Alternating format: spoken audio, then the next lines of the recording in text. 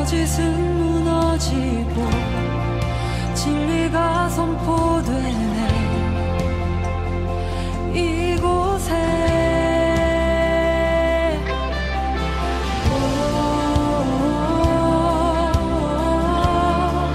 생기가 불어 30년, 40년, 50년 함께 살았던 부부가 이제 한쪽이 먼저 세상을 떠났습니다. 그리고 한 사람만 남아 있습니다. 우리 교회 성도님들도 많이 계시죠. 김광석 가수가 부른 어느 60대 노 부부의 이야기가 있습니다. 우리 한번 보여주시죠. 가사가 그렇습니다. 곱고 희던 그 손으로 넥타이를 메어주던 때, 젊었을 때죠. 어렴풋이 생각나오 여보 그때를 기억하오. 막내 아들 대학시험 뜬 눈으로 지내던 밤들, 어렴풋이 생각나오 여보 그때를 기억하오. 세월은 그렇게 흘러 여기까지 왔는데, 인생은 그렇게 흘러 황혼에 기우는데, 큰딸아이 결혼식 날 흘리던 눈물방울이 이제는 모두 말라 여보 그 눈물을 기억하오. 세월이 흘러가며 흰머리가 늘어가네. 모두 다 떠난다고 여보 내 손을 꼭 잡았어. 세월은 그렇게 흘러 여기까지 왔는데, 인생은 그렇게 흘러 황혼에 기우는데, 다시 못 올 그 먼 길을 어찌 혼자 가려 하오. 여기 날 홀로 두고 여보 왜 한마디 말이 없어. 여보 안녕히 잘 가시게. 여러분 이 노래 많이 들어보았을 것입니다. 어떻습니까? 가슴이 찡하지 않습니까? 부부가 뭡니까? 지난 5월 21일이 부부의 날이었는데 부부가 뭡니까? 우리가 잘 아는 왼수고 평생 맞지 않는 로또가 부부. 왼수처럼 적과의 동침을 하면서 같이 살아온, 만약에 그렇게 살아온다면 그 인생이 얼마나 불행하겠습니까? 부부가 행복해야 각 가정이 행복하고, 부부가 행복해야 가정이 행복하고, 가정이 행복해야 그 사회가 행복할 것이고, 그 사회가 행복해야 국가가 행복하는 거 아니겠습니까? 부부가 행복하지 못할 때는 여러분 가정이 많이 아픕니다. 부부가 아프니 가정이 아프죠. 가정이 아프니 자녀들이 아픕니다. 사회가 아프고 국가가 아픕니다. 평생 왼수처럼 산다면 당사자도 힘들고 자녀들도 힘들고, 맞지 않는 사람을 향하여 끊임없이 서로 손가락질을 하면서 살아가는 그 가정, 너무 멀리 와버렸다면, 너무 멀어져 와버렸다면 사랑하는 성도 여러분, 남아있는 삶 가운데 조금씩 가정을 회복할 수 있기를 축복합니다. 아멘. 부부가 다시 회복될 때 가정이 소망이 있고, 가정이 소망이 있을 때 사회가 소망이 있고, 국가가 소망이 있는 거 아니겠습니까? 영적인 가족도 그렇습니다. 영적인 가족인 교회가 다시 하나 될 때, 그리고 한 마음이 될 때, 교회가 비로소 미래가 있고 소망이 있는 거 아니겠습니까? 사랑하는 성도 여러분, 우리는 은혜를 잊어버린 시대를 살아가고 있습니다. 뉴스나 TV의 미디어를 통해서 우리는 은혜를 당연한 것처럼, 그리고 오히려 은혜를 망각하고 왼수로 생각하는 경우가 많습니다. 사랑하는 성도 여러분, 은혜는 기억하는 것입니다. 은혜는 감사하는 것입니다. 은혜는 간직하는 것이 은혜입니다. 은혜를 안다는 것, 받은 은혜를 간직하고 산다는 것은 인생의 가장 기본적인 도리인 거지요. 누가 가르쳐주지 않아도 인간의 본성이요, 그리고 인간의 가장 근본인데, 이것을 놓치고 살더라는 겁니다. 다윗도 그렇게 고백합니다. 시편 50편 22절을 같이 읽어보겠습니다. 같이 읽습니다. 하나님을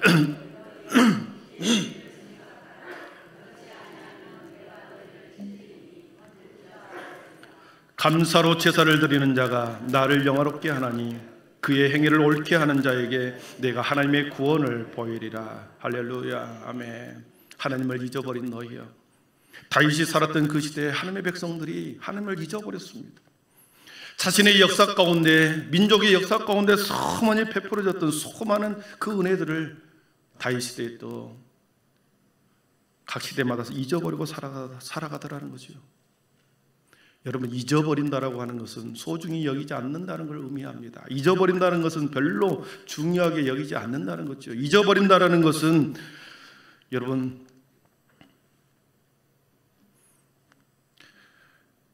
하찮게 여기는 것이죠. 하찮게 여겨버리고 별로 소중하게 여기지 않고 별것 아닌 것처럼 하기 때문에 기억하지 못하는 것을 기억하는 거 아니겠습니까? 그래서 이제 생각하라. 하나님을 잊어버린 너희여, 이제 생각하라. 이제 은혜를 기억하라. 이제 하나님께 감사하라. 그렇지 않으면 너희를 찢어버리겠다. 엄정한 경고를 하고 있습니다. 하나님을 잊어버린 자들에게 다시 감사로 제사를 드린 자가 되십시오. 하나님을 잊어버린 자들에게 다시 행위를 옳게 가지는 자가 되라고 다윗은 우리에게 권면하고 계십니다. 우리가 살아가면서 사람 구실을 한다는 것이 매우 어렵다는 것을 알고 있습니다. 나이에 맞게 우리는 사람 구실을 하는 건 매우 어렵습니다. 제가 결혼을 딱 하자마자 형님이 너는 충청도 위쪽을 담당해라. 그 친척들 중에 결혼하면 네가 가고 진짜 이 충청도 아래에 전라남북도에 있으면 내가 가겠다. 이렇게 네가 역할을 좀 해줘야 되겠다. 그러시더라. 여러분, 가정에서 부모는 자신의 부모님의 구실을 잘 해야 되는 거죠. 부모님이 부모님의 역할을 못하고 자신의 역할을 잘못하면 그 피해는 우리가 알다시피 자녀들에게, 가정에 그대로 자녀들이 지워져야 합니다. 열심히 가족을 위해서 부모님은 최선을 다하여 역할을 감당해야 되는 것입니다. 그래서 자녀와 가족을 부양하는 것이고 매일매일 자신의 역할을 잘 못했을 때 가족과 자녀들이 그대로 힘들게 어렵게 피해를 입고 있는 거죠. 그런데 반대로 자녀도 마찬가지입니다. 자녀도 자녀의 구실, 자녀의 역할, 학생은 학생의 역할을 잘 감당하는 것, 집에서 권리만 누리는 것이 아니고 자신의 역할을 자녀로서, 학생으로서 이 의무를 충실히 감당했을 때 여러분, 그 가정이 소망이 있지 않겠습니까? 자기의 역할을 잘 감당하고 산다는 것은 정말 한 가정뿐만 아니라 사회, 국가 모두에게 아주 매우 중요한, 매우 작은 것에서 출발하지만 전체를 아우를 수 있는 것이 자기의 역할을 감당하는 것입니다. 누군가가 자기의 역할과 구실을 가정 안에서 감당하지 못할 때는 가정 안에서 누군가가 그 역할을 대신 감당해야 되기 때문에 무게가 2배 갑니다. 성도의 구실도 그렇습니다. 신자의 구실도 그렇습니다. 신자의 역할도 그렇죠. 신앙생활의 역할도 그렇습니다. 믿음의 성도들이 함께 그 영적 공동체를 이루었을 때 각자의 역할이 있습니다. 교사로서의 역할, 차량 운전자로서의 역할, 직분자로서의 역할, 목회자로서의 역할. 그 역할을 잘 감당할 때 교회 공동체는 든든히 서갈 것이고 세상의 빛과 소금으로 또 능력 있는 교회로 교회가 지역에서 사랑받고 함께 융화되지 않겠습니까?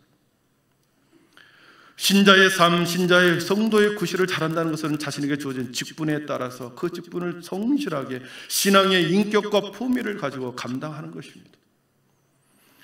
그래서 함께 공동체를 아름답게 만들어가는 거죠. 주일마다 예배 때마다 받은 은혜를 기억하고 받은 바 내가 나의 나된 것을 기억하고 우리의 직분을 기억하고 그 역할대로 그 역할을 잘 감당할 때 우리 한빛교회 신앙공동체는 더 든든하게 하나님 보시기에 아름다운 모습으로 변화될 줄 믿습니다. 오늘 말씀 6장 1절에 보니까 은혜를 잃어버린 이스라엘 백성들에게 변론하자. 하나님의 이 은혜를 잃어버린 그들을 향하여 미가 선지자는 우리 한번 변론해보자. 너희는 여호와의 말씀을 들을지어다. 너는 일어나서 산을 향하여 변론하여 작은 산들이 내 목소리를 듣게 하라 하셨나니 너희 산들과 땅의 견고한 지대들아 너희는 여호와의 변론을 들으라. 여호와께서 자기 백성과 변론하시며 이스라엘과 변론하실 것이라.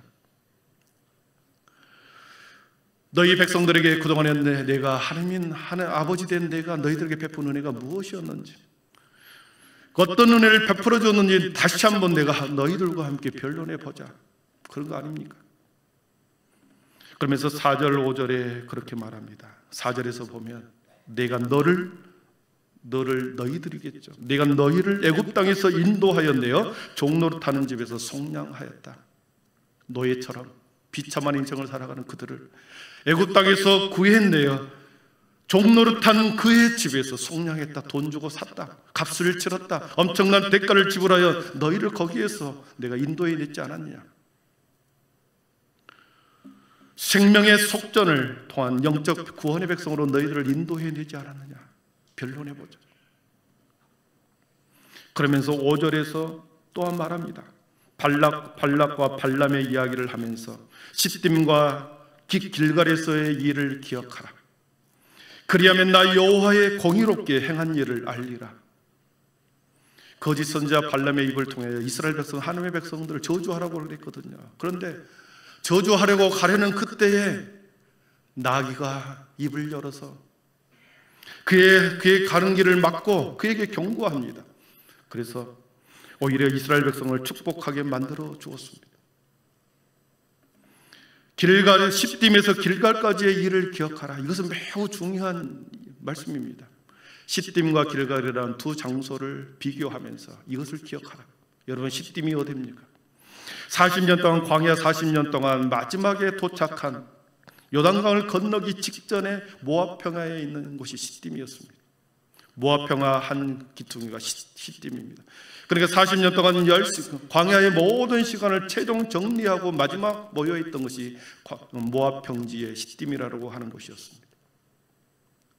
40년 동안 잘 힘들게 견뎌왔습니다. 그런데 시딤에서 무슨 일이 벌어집니까? 모압의 여인들을 바라본 것입니다.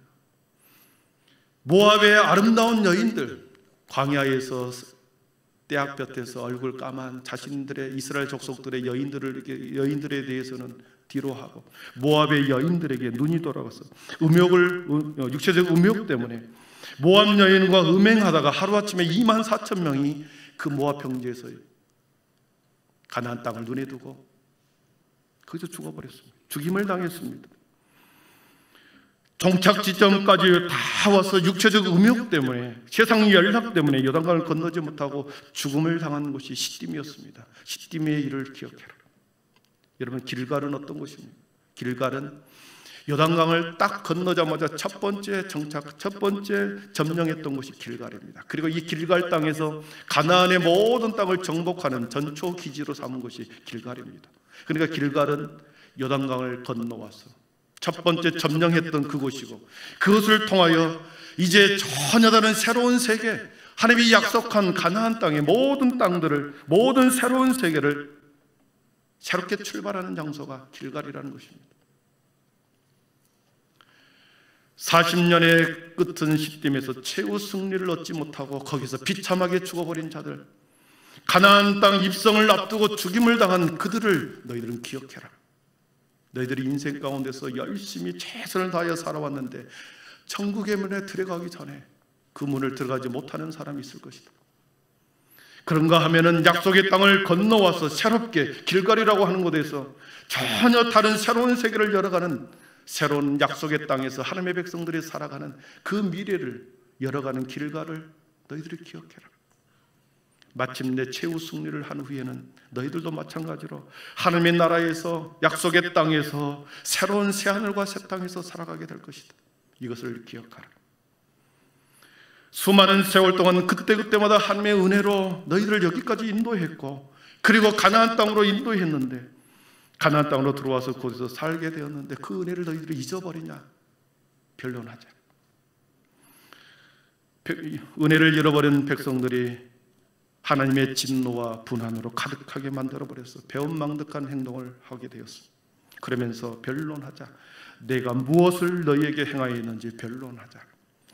그러면서 오늘 말씀이 5, 6절부터 시작이 됩니다.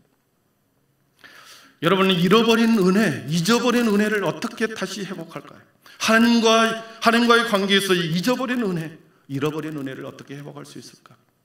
미가 선지자는 오늘 우리들에게 이것을 말씀하십니다. 은혜의 회복은, 잊어버린 은혜를 회복하는 것은 온전한 절기의 제사를 드리는 것이다. 이스라엘 백성들에게 있어서 하나님께 온전한 제사, 예배를 드리는 것이다. 잊어버린 은혜를 다시 기억하고 하나님의 관점에서 다시 관계에서 소원했던 그 관계를 다시 하나 되기 위해서는, 새롭게 하기 위해서는 절기의 제사를, 온전한 절기의 제사를 드리는 것이다. 사랑하는 성도 여러분, 하나님을 만나는 유일한 비결은 성전에서, 회막에서 예배드리고 제사 지는 것이 유일한 하나님의 은혜를 회복하는 길이었습니다. 은혜를 망각한 인간들을 향하여 하나님께서 요구하시는 것은 무엇입니까? 오늘 말씀 6절과 7절을 우리 같이 읽어보겠습니다. 6절 7절입니다. 내가 무엇을 가지고 여호와 앞에 나아가며 높으신 하나님 앞에 경배할까? 내가 번제물로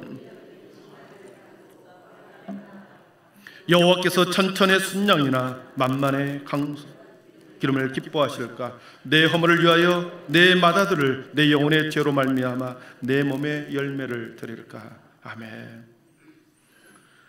내가 무엇을 가지고 여호와 앞에 나가서 높으신 하나님 앞에 경배할까? 그러면서 1년 된 흠없는 송아지 한 마리를 가지고 가면 하나님이 기뻐하실까?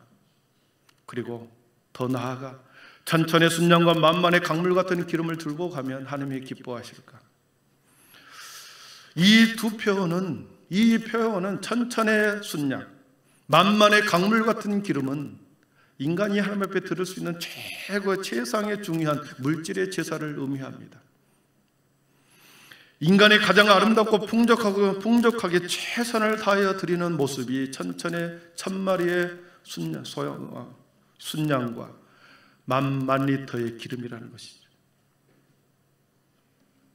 그러면서 혹시나 이것도 하나님이 받아주지 않는다고 한다면 내 맏아들을 하나님 앞에 드릴까? 나의 장자를 하나님 앞에 드리면 하나님이 기뻐하실까? 그랬을 때 하나님께서 뭐라고 말씀하십니까? 8절 말씀입니다. 8절 우리 같이 읽어봅니다. 시작.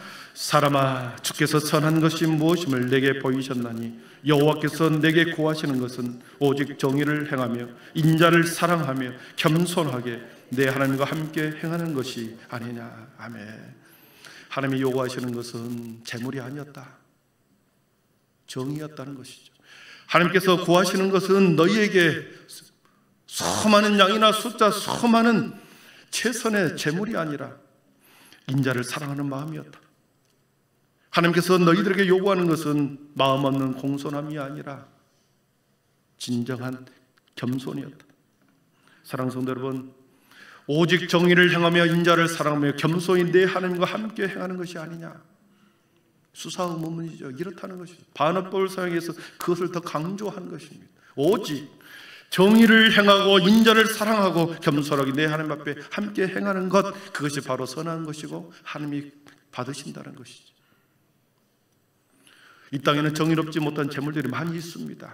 그걸 가지고 하나님 앞에 드린다고, 우리가 아무리 많은 양과 숫자를 가지고 수많은 돈을 가지고 하나님 앞에 드린다고, 여러분, 세상의 모든 것을 갖고 계시는 하나님께서 오히려 그런 것을, 불의의 재물을 마음이 없는 양과 숫자를 가지고 드린다고 해도 오히려 그 드리는 것은 오히려 하나님을 능멸하는 행위다. 사랑하는 성도 여러분, 우리는 얼마든지 공경함이 없이 누군가에게 깍듯이 인사할 수 있습니다. 마음속에는 공경함이 없는데 깍듯이 인사할 수 있습니다. 공경함이 없이 얼마든지 마음을 숨기고 허리를 숙일 수 있습니다. 마찬가지입니다. 공손함이 없이, 경외함이 없이, 진정으로 하나님을 사랑하는 마음이 없이 우리는 얼마든지 예배를 드릴 수 있다는 거죠. 얼마든지 하나님 앞에 나와서 찬양을 부르고 기도를 하고 우리는 예배 드릴 수 있다는 것입니다.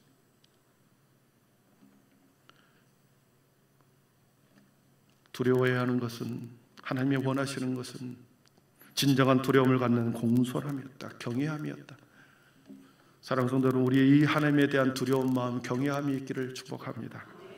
경외함이 없는 외식은 하나님께서는 너무나도 싫어하십니다. 예수님께서 바리새인들과 서기관들에게, 율법주의들에게 하는 질책과 연관이 있습니다. 마태복음 23장 23절 같이 읽어보겠습니다. 같이 읽습니다. 화 있은 저 외식하는 서기관들과 바리새인들이여, 너희가 박화와 회향과 근처의 11조는 들이되 율법에 더 중한 바 정의와 긍휼과 믿음은 버렸도다. 그러나 이것도 행하고 저것도 버리지 말아야 할지니라. 아멘. 박하와 해안과 근처의 11조 가장 아름답고 향기로운 것으로 하나님에 드린다 할지라도 더 중요한 정의와 긍휼과 믿음은 버렸도다. 그러면서 화 있을진저 외적인 것이 중요한 것이 아니라 하나님에 대한 정의와 긍휼과 마음이었다라는 것이죠. 사랑하는 성도는 우리가 다시 예배를 회복할 수 있기를 축복합니다. 집에서 기도하든 교회에서 기도하든 기도의 은혜를 다시 회복할 수 있기를 바랍니다. 말씀을 정리합니다. 우리에게 과거에 수많은 은혜를 베풀어 주신 하나님의 은혜를 매 순간 우리는 기억할 때 우리는 겸손해질 수 있고 하나님과 함께 동행의 길을 걸어갈 수 있습니다. 은혜를 잊어버리고 은혜를 잃어버렸을 때는 내가 하나님과 동행하는 것이 아니라 내 길로, 내 자신의 길로 그렇게 걸어가고 있는 것입니다. 매 순간 은혜를 기억하여 하나님의 손 붙들고 걸어갈 수 있기를 축복합니다. 하나님이 원하시는 것은 내면의 상한 심령의 제사였습니다. 진심으로 경외하는 마음, 두렵고 떨리며 공손의 마음을 가지고 하나님 앞에 예배하는 마음, 여호와는 마음이 상한 자를 가까이 하시고 중심으로 동의하는 자를 구원하신도다 말씀하신 것처럼 우리 안에 죄인됨의 고백과 내가 주님 앞에 나아가서 이 죄를 해결하지 않으면 영원한 지옥의 형벌을 받을 것이라고 하는 그 믿음을 가지고 나와서 진심으로 상한 심령으로 우리가 예배 자리에 임할 수 있기를 축원합니다. 예배를 통하여 우리는 그리스도를 만납니다. 예배를 통하여 우리는 참으로 죄인인 것을 깨닫습니다. 예배를 통해서 우리는 죄인된 우리가 다시 하나님 앞에 하나님과 관계를 다시 회복시켜 주십니다. 예배를 통하여 우리는 다시 살아갈 소망과 희망을 갖습니다. 예배와 기도가 다시 회복되는 저 우리 모든 성도들 되기를 축원합니다. 기도하겠습니다.